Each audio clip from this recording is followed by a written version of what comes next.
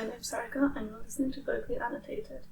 And I think we can all agree that 2024 was the year of sports. I swear, everyone I know over the past year, like 2023, and now it's all culminating in 2024, everyone I know has got an interest in sports, even the most unlikely suspects. And they're all so different and varied that it's like the sports everyone's interested in, like each particular person is interested in, is kind of like, you can play a personality test with it and see why this person likes this particular sport. I'm not immune, because when the Olympics were on, I got really into watching women's weightlifting, because I like lifting weights. So you can make of that what you will from the personality test I just described. But speaking of the Olympics, it's been pretty common in the past that the years the Olympics are on is when everyone kind of sits up and is like, oh, I'm going to start taking my physical health more seriously, I'm going to start doing sports, and it generally gets popular in those years. But to me, this is also indicative of a larger shift that I want to explore and analyse in this episode. And I know the title sounds like clickbait, but I promise it will land, so let's get into it.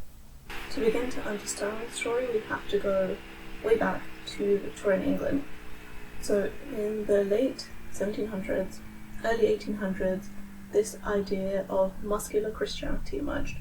And muscular Christianity was basically like, your goodness is reflected in how you look, and specifically in how physically fit you are. But how physically fit you are also translated to attractiveness. So it was like, the more you were devoted to God and society, the better you looked for it. So essentially the way you looked was representative of your moral values, which is a very key point to note here, because we'll see this as a recurring theme as we go on. And this created a link between sports clubs and religious organisations. So by 1880, a quarter of the football clubs in Birmingham were attached to a church or some other religious organisation, so the two were very heavily interlinked. There were multiple other factors that went into the interest in sports. So religion, the association with religion was one of them. The association with empire was another one. So by the time the Boer War rolled around, the government realised that the soldiers, they'd called ordinary people up to fight in the war, and they realised that they were really physically inept. And it concerned them, because they were like, how are we supposed to run this huge ass empire if we don't have the people to do it? And so more time and resources started going on institutions to start preparing the future leaders of the empire. One of those was the Boy Scouts, created by Robert Baden-Powell. And yeah, that's exactly why he created it. It was created to develop the future officers of the British Empire by focusing on their physical fitness, and also by teaching them how to follow so that they would know how to lead one day. This idea also extended, the specific idea of following so they knew how to lead, and the militaristic aspirations also extended into schools. But by 1880, many schools made it mandatory for boys to do 2 hours of military drill a week as part of their physical education. The Hindi film Lagan actually does a really great job at exploring the role of sports in British society, and also sports as one of the greatest undercover exports from Britain to the colonies. Because in the same way that we view the Olympics today as essentially creating soft power, right? It's a way for countries to display their nationalism and pride on a global scale, but without fighting. And in Lagan, they do such a great job of exploring the idea using cricket as the sport. So Lagan is a really good, it's not real, but almost a case study to elaborate on this particular point. Another major factor in the popularization of sports was the middle class of the era. So just like you have today, you have the middle classes trying to copy the upper classes in the hopes of achieving that sort of social mobility, if not actually social mobility, then at least culturally. And they also pushed this onto the working class. So the concept of rational recreation became a thing. And you might not have heard the term rational recreation, but you've definitely experienced it. The idea that going to a museum, going to the theatre, reading a book are all examples of more noble hobbies than other hobbies. The idea that some hobbies are inherently better, make you a more cultured and well-rounded person than others, all relates back to this idea of rational recreation. And sports was one of the ways that the middle class encouraged the working class to participate in rational recreation. The main point is that by the time the 1800s rolled around and the Victorian era, the foundations for a mainstream mass culture, mass physical culture around fitness had been laid. And so this developed properly in the UK in the early 20th century, which was like the height of the British Empire. So at this point you might be thinking, look, sorry, got the history lesson's great and all, but how is this relevant to today? Well, I'm going to draw on my experience to kind of segue into the next bit. So I discovered YouTube fitness videos in 2012, and that seemed to be the beginning of fitness professionals being able to market themselves on social media, and it was like the confluence of these two things that made their fame and influence really spread worldwide. This is particularly interesting in the context of the broader societal changes that were happening at the time. Like I said, this was 2012. This was after the 2008 recession, and the 2008 recession really dictated the way that culture played out across the 2010s, I would say, is particularly the first half of that decade. And fitness and sports were no exception. The wide availability of fitness videos on YouTube in a struggling economy was perfect for people who maybe couldn't afford to go to the gym anymore, and we also saw a rise in at-home workouts as well. And obviously you had like workout videos and DVDs before, but this was novel because not only could you participate in a community with your favourite creators, you also had access to new workouts on a regular basis versus like having the same handful of videos and DVDs at home. So in that respect, it was like a perfect environment to birth the rise of these fitness influencers and their workout videos online. People no longer being able to afford to go to the gyms in the US, healthcare is all private, there's no social healthcare, which means that if money is tight, you're less inclined to go to the doctor. Or if people were being laid off and they were losing health insurance, you couldn't afford to go to the doctor.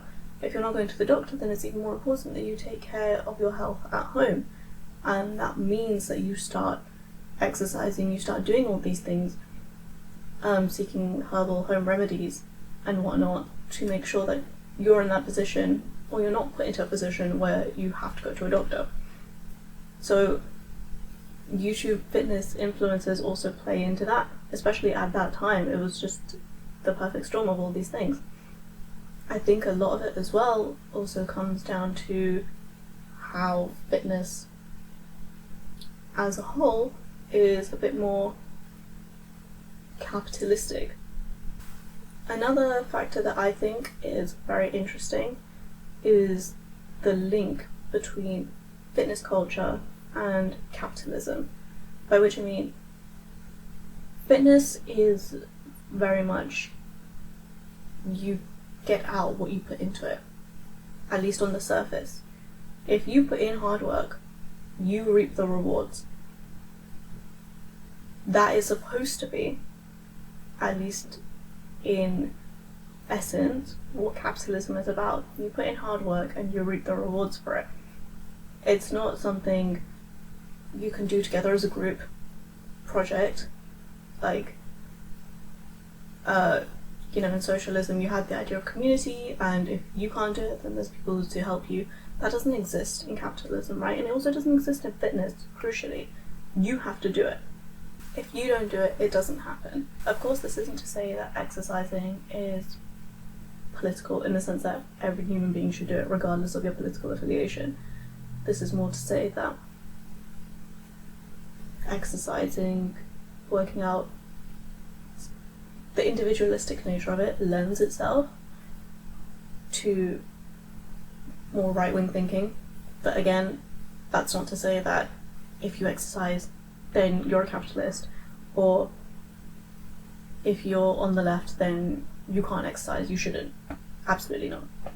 And so I think, weirdly, physical culture, fitness culture also plays into these more right-leaning ideas of a capitalist work ethic, which, again, if we're talking post-recession, is even more important that you display those ideas of work ethic if you feel that your job is in danger and you want to convey.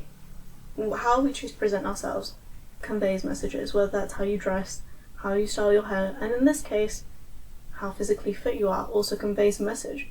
And where have we heard the idea that your physical fitness is indicative of your worth? In muscular Christianity. So it links back to these ideas that were previously held, except now, instead of indicating your devotion to God and religion, you're indicating your devotion to capitalism. And arguably, capitalism is seen as the moral choice. It has replaced religion for a lot of people in a lot of places, including the United States as a whole. And this also happened in the 1930s, famously the era of the Great Depression, sort of rise in fitness clubs, people being interested in sports, really bringing women into, physical culture for the first time. And that cycle, or rather, not cycle, but that same scenario was just repeated in the aftermath of the 2008 recession. More recently, there's been a surge in people being physically fit, and that was during the pandemic, when people were at home during lockdowns. They had more free time to themselves. A lot of people lost their jobs, and a lot of people turned to fitness. There was that one guy in the UK, what was his name? Joe Wicks. I wanted to call him Joe Blogs, but that's definitely not right. Joe Wicks, who during, I guess, the first lockdown in the UK, did half-an-hour workouts every single day for people to follow along with at home. The pandemic really spawned an interest in fitness culture once again. And once again, we really saw the association of good physical health with morality. If you were healthy, you were not ill, then that was a moral choice because you chose not to go out and you didn't get COVID, and guessing COVID was seen as a bad thing, assuming you were not an essential worker during that time. Obviously, if you were an essential worker, this didn't apply, but to the vast majority of people who were supposed to be at home, if you had COVID, then it was like, why do you have COVID? What have you been doing? You've been messing around doing something you should have. It was kind of like an STI, now that I think about it that way. And good physical health was also indicative of your morals, in the sense that you used the time productively. You didn't stay home and do nothing. You took up running. You built a home gym. You were doing something. You were doing fitness videos. You were doing something with your time during lockdown. You didn't waste the opportunity, which again ties into this very capitalistic work ethic that there was a lot of backlash to. People did complain, why should I be using my lockdown productively when it feels like the world is on fire? But a lot of people did make that moral judgment and that connection between being physically fit and morality and embodying morality, crucially. And now, to address the title, how does all of this relate to the 2024 US election? I will admit the title is a bit clickbaity because who really predicted the election? I swear, after the results were announced, I saw so many TikToks and a couple of videos on YouTube of people saying, oh, this predicted the election, that predicted the election, I predicted the election. If any of these things were true, where were you before the election? It was crickets. It's fine for you to say, oh, in hindsight, all these factors add up. But don't act now like you knew this was the outcome all along. That's all. I think for a start, this relates to how I was talking about how fitness at least fitness culture online is a bit more right-leaning because it does tie into those ideas of a capitalist work ethic. And from what my understanding, I'm not big in fitness spaces online, but from what I've seen, fitness spaces online tend to be more right-leaning. And so if there are more people online getting into sports, then chances are they will come across this type of sports and fitness content.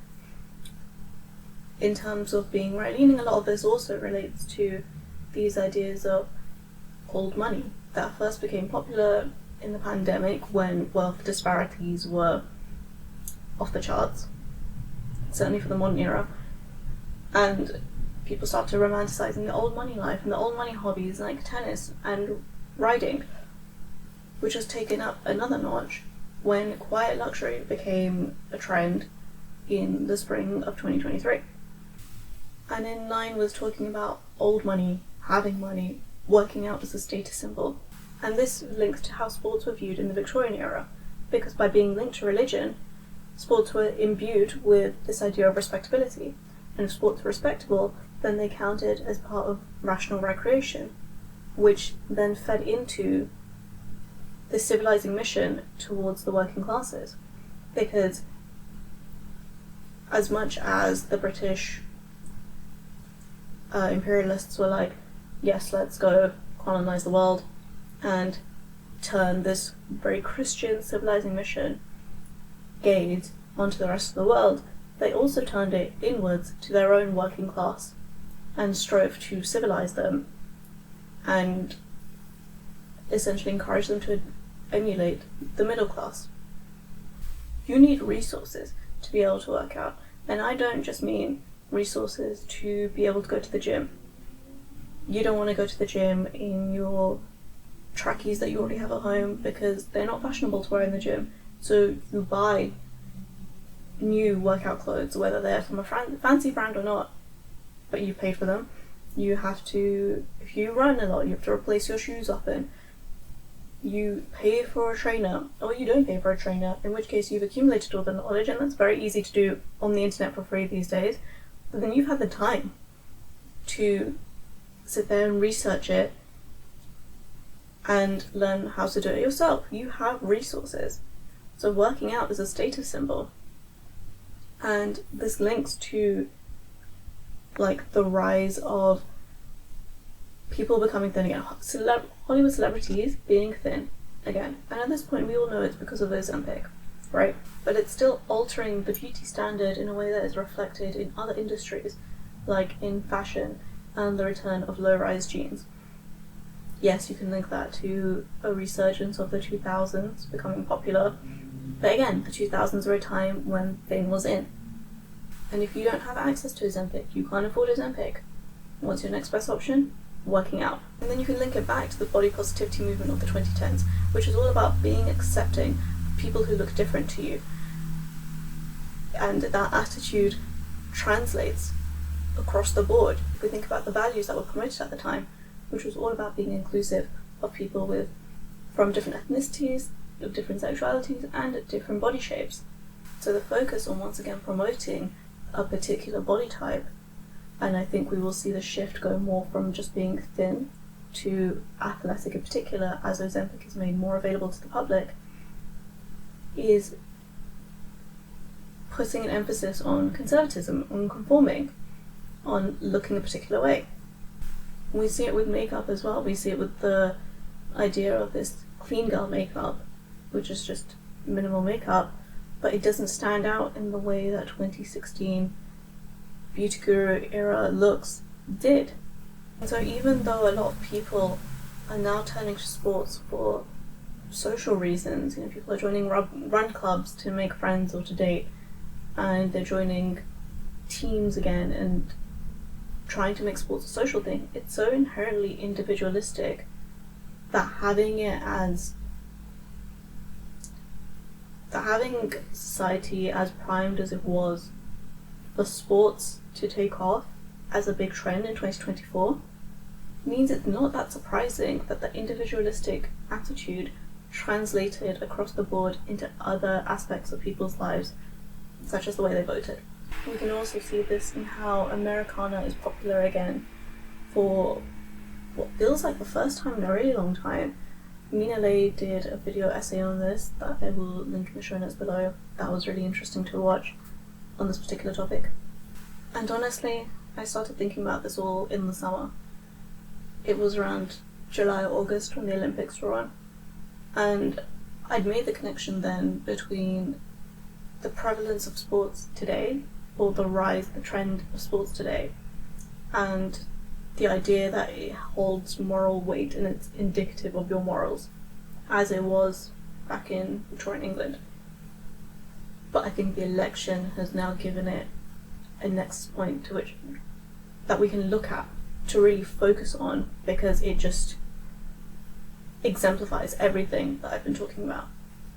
And in line with that kind of conservatism, people also lead increasingly conservative lifestyles. A lot of it is not by choice, a lot of it is due to the economy. People simply can't afford to move out to rent, to go out drinking very often. And also, as a result of the pandemic, when a lot of young people would have started doing these things and they didn't have the opportunity to, they never really developed it as a habit. So you have more young people living at home, not drinking alcohol, having less sex, and again it plays into this overall more conservative lifestyle that people have become accustomed to. And if working out is a status symbol, then it indicates your wealth.